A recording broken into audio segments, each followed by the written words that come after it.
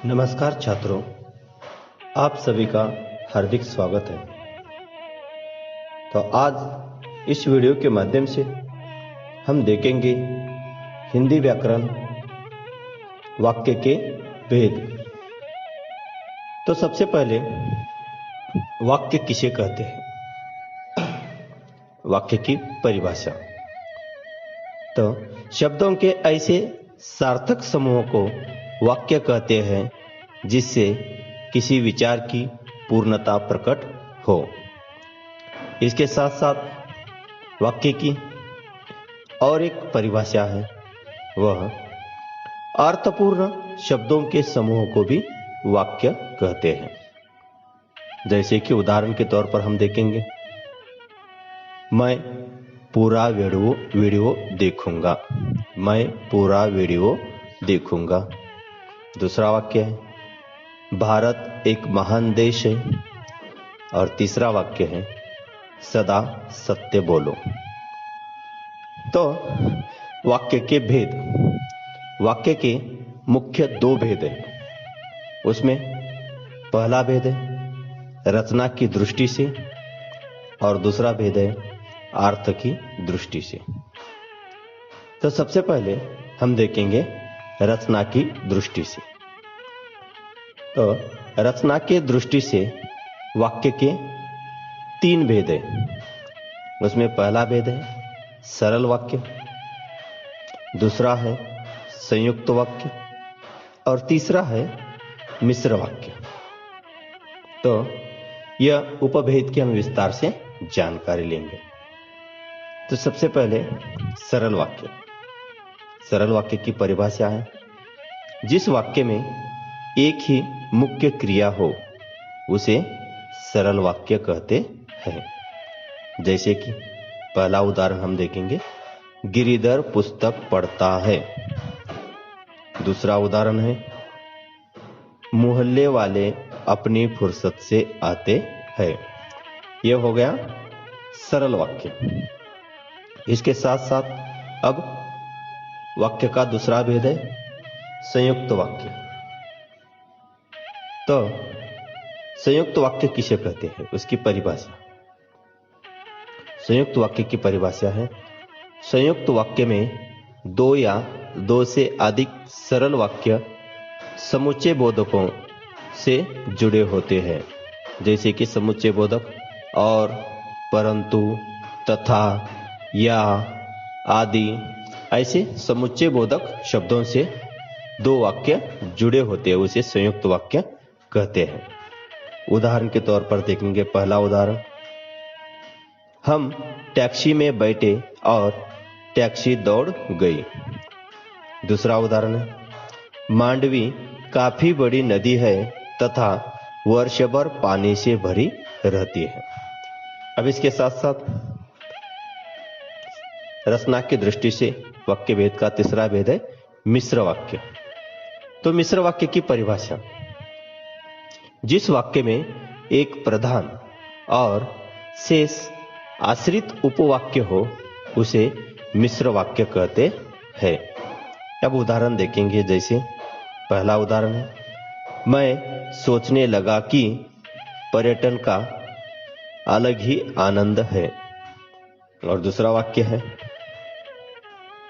मुफ्त में मजदूरी देने हो तो और बात है। तो इस प्रकार रचना की दृष्टि से वाक्य के तीन भेद हमने देख लिए हैं। अब देखेंगे अर्थ की दृष्टि से। तो अर्थ की दृष्टि से वाक्य के भेद, अर्थ की दृष्टि से वाक्य के 8 भेद है।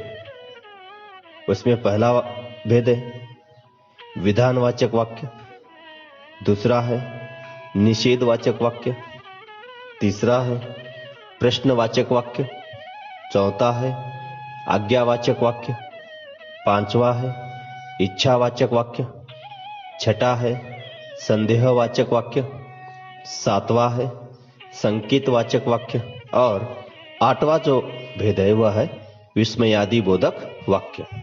तो ये जो 8 भेद हैं इसकी हमें विस्तार से जानकारी लेंगे। सबसे पहला विधानवाचक वाक्य। तो इसकी परिभाषा है, जिस वाक्य में किसी क्रिया के होने या करने की सूचना हो उसे विधानवाचक वाक्य कहते हैं। जैसे सिरचन को लोग चटोर भी समझते हैं। और दूसरा वाक्य है, मैं भीतर तक कांप गया। अब दूसरा जो भेद है वह है निषेधवाचक वाक्य। तो इसकी परिभाषा है, जिस वाक्य में किसी बात के न होने या न करने का बोध हो उसे निषेधवाचक वाक्य कहते हैं। जैसे पहला उदाहरण है, मेरी गली में एक भी पेड़ नहीं है। मेरी गली में एक भी पेड़ नहीं है। और दूसरा उदाहरण है, लक्ष्मी ने आज भी दूध नहीं दिया। अब तीसरा जो भेद है वह है प्रश्नवाचक वाक्य। तो प्रश्नवाचक वाक्य की परिभाषा है, जिस वाक्य में किसी प्रकार का प्रश्न किया गया हो उसे प्रश्नवाचक वाक्य कहते हैं। जैसे पहला उदाहरण, आपको विलायती चाय पसंद है या हिंदुस्तानी। और दूसरा जो उदाहरण है वह है, तुम्हें पढ़ाई करने में कुछ समस्या आ रही है। इसके साथ साथ अगला जो भेद है वह है आज्ञावाचक वाक्य। तो आज्ञावाचक वाक्य की परिभाषा, जिस वाक्य में किसी भी प्रकार की आज्ञा या प्रार्थना का बोध होता हो उसे आज्ञावाचक वाक्य कहते हैं। जैसे कि पहला उदाहरण है, गाय को खुला छोड़ दो। और दूसरा उदाहरण है, भैया मिठाई बांटो। तो ये आज्ञावाचक वाक्य के उदाहरण है। अगला भेद है इच्छावाचक वाक्य। तो इसकी परिभाषा है, जिस वाक्य में इच्छा, कामना, आशीर्वाद आदि का बोध होता हो उसे इच्छावाचक वाक्य कहते हैं। जैसे कि पहला उदाहरण हम देखेंगे, मानो दीदी आप सदा सुखी रहे। मानो दीदी आप सदा सुखी रहे। और दूसरा उदाहरण है, प्रभु आपकी कामना पूरी करे। प्रभु आपकी कामना पूरी करे। अब अगला जो भेद है छठा, वह है संदेहवाचक वाक्य। तो इसकी परिभाषा देखेंगे। इसकी परिभाषा है, जिस वाक्य में संदेह या शंका का बोध होता है उसे संदेहवाचक वाक्य कहते हैं। अब उदाहरण देखेंगे। पहला उदाहरण है, शायद अब कोई मिलने वाला तंग नहीं करेगा। और दूसरा उदाहरण है, अब शायद कोई नहीं आएगा। तो इस प्रकार संदेहवाचक वाक्य के उदाहरण हो गए। अब अगला सातवां जो भेद है वह है संकेतवाचक वाक्य। तो इसकी परिभाषा है, जिस वाक्य में संकेत या अपेक्षा का बोध होता है उसे संकेतवाचक वाक्य कहते हैं।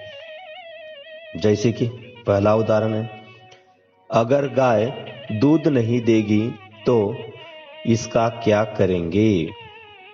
और दूसरा उदाहरण है, अगर अच्छा काम करोगे तो मोहर छाप वाली धोती दूंगी। अगला और अंतिम जो भेद है वह है विस्मयादि बोधक वाक्य। तो इसकी परिभाषा है,